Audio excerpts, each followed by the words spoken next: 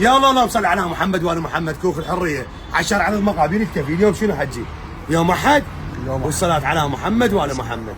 هذا 4 قطع، هذا 4 قطع لحاف ثقيله امانه الله والرسول، مو خفيف.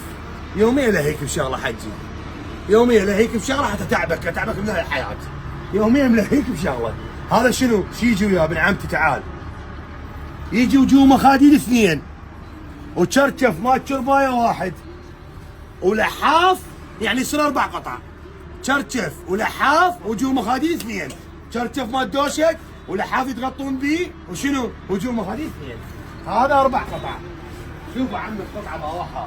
صل على محمد وال محمد. اللهم صل على محمد وال محمد. جمال بداع له مو جمال بداع. جمال بداع. حجي يوميا لهيك بشغله. صحيح. اي لازم هيك حتى اتعب حالتك النفسيه.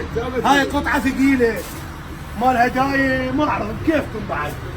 كل العالم بده يبيعها ب 45,000 وب 50. شنو علاقه؟ كل من ياكل رزقه.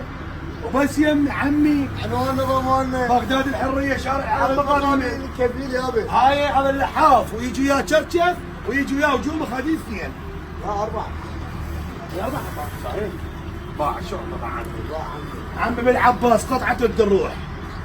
هي عندي يومين انا هيك بشغله هذه. لازم شفت فيها خلاف ثقيله. شلون القطعه؟ والله ثقيله. نمبر وين لا نمبر 1. عمي هذا العالم دا يبيعوه ب 45 وب 50. كل من ياكل رزقه. تمام؟ باوي؟ هاي القطعه مالت الجباوه. هذا الشرشف ويا وجوه مخاديد ويا اللحاف. بس يمي وبس اليوم. كميته خير من الله وبركه. واسعارنا ببلاش وبعد بألوان. تعال شوف. شوف الالوان مالته بعد بألوان. هنصور هذا رصاص. هذا رصاص. هي محمد وال اللهم صل على محمد. بس اليوم وبس يمي 4 قطع.